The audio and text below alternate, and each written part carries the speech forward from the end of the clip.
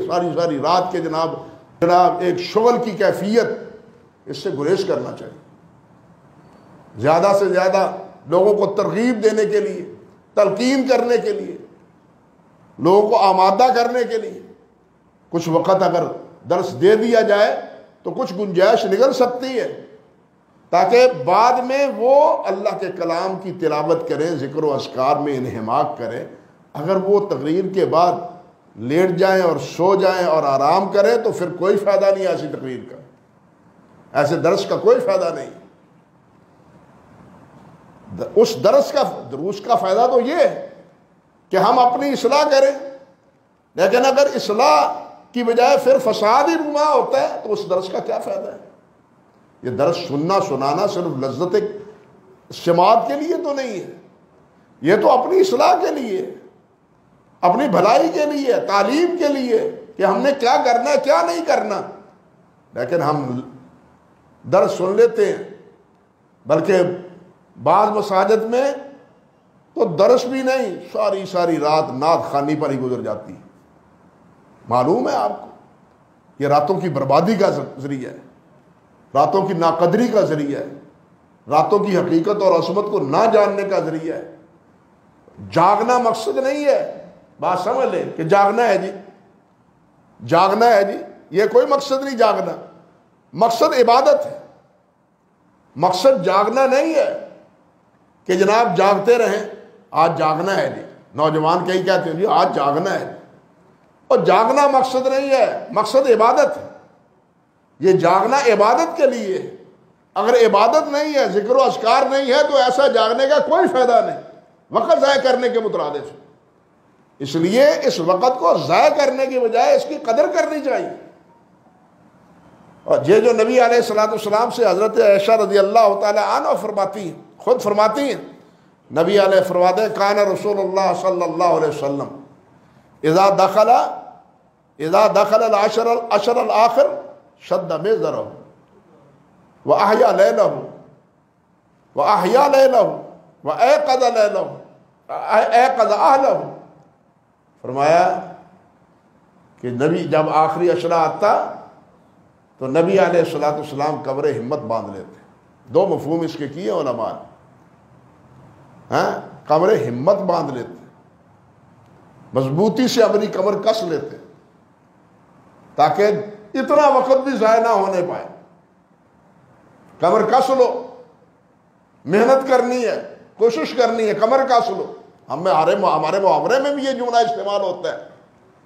دوسرا مفہوم یہ ہے جس طرح خود حضرت عائشہ فرماتی ہیں کہ نبی علیہ السلام آخری راتوں میں کیا تھے، اپنے فراش کو، بستر کو لپیٹ دیتے اور اپنے اہلیہ سے، اپنے ازواج مطہرات سے جدائی اختیار کر لیتے، اللہ سے تعلق قائم کرتے، بستر لپیٹ دیتے. آپ تو معتکف ہوتے تھے، گھر کا بستر لپیٹا ہوا ہوتا تھا. یہ کیفیت تھی نبی علیہ السلام.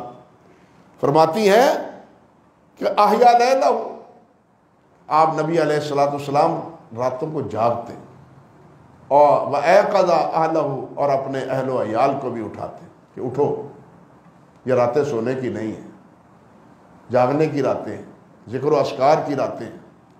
حضرت ابو ذر رضی اللہ تعالی عنہ نبی علیہ السلام کے 3 دن کے قیام کی جو کیفیت بیان فرماتے ہیں، 23 کو، 25 کو اور 27 کو. پہلی رات نصف رات تک، 25 کو ثلث رات تک، اور 27 کو پوری رات. حتیٰ کہ فرماتے ہیں کہ ہم نے قیام اللیل سے فارغ ہو کے دوڑ کے جا کے سحری کھائی، اتنا وقت تھا ہمارے پاس. ساری رات قیام ہوا. نبی علیہ السلام سوچیں ذرا، نبی علیہ السلام سے بڑھ کے مبلغ کوئی نہیں، خطیب کوئی نہیں، تبلیغ مبلغ کوئی نہیں، اور صحابہ کرام رضوان اللہ علیہ مجمعین سے بڑھ کے کوئی آپ کی گفتگو کو سننے کا مشتاق نہیں. لیکن صحابہ کرام نے نبی علیہ السلام سے یہ تقاضا نہیں کیا حضور آج ہمیں واعظ فرمائیں، آج تبلیغ کریں، بلکہ انہوں نے کیا فرمایا، کس میں 23ویں رات میں بھی اور 25 کی رات میں بھی کہ لو نفلتنا، ہمیں اور نفل پڑھائیں، اور نفل پڑھائیں. یہ مطالبہ کیا صحابہ کرام نے. تیسری رات 27 کو تو وقت ہی نہیں بچا تھا، ساری رات قیام میں گزر گیا تھا نبی علیہ السلام اور صحابہ کرام رضوان اللہ علیہ مجمعین. اور ابو ذر فرماتے ہیں کہ 27 کی رات کو نبی علیہ السلام نے ازواج مطہرات کو بھی بلایا کہ تم بھی قیام کرو،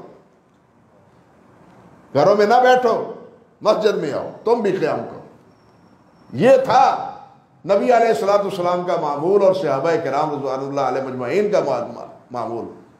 لیکن ہم نے بعض وہ ہیں جنہوں نے اس کی اہمیت کو ہی بالکل ختم کر دیا. ضرورت ہی نہیں جی، یہ تراویح کی کیا ضرورت ہے، یہ کون سا فرض ہے جی، یہ تو نفلی عبادت ہے. اور نفلی عبادت تو ہے، لیکن اللہ کے رسول نے فرمایا لا یحرم خیرہ الا محروم، اس کے خیر سے وہی محروم ہوتا ہے جو محروم القسمت ہے. اب یہ محروم القسمت، اس سے بڑا وبال اور کیا ہے، اس سے بڑی حرمان نصیبی اور کیا ہے. جس کو اللہ کے رسول صلی اللہ علیہ وسلم محروم کہہ دیں، ہم اس کی اہمیت ہی نہیں سمجھتے. انا للہ و انا الیہ راجعون.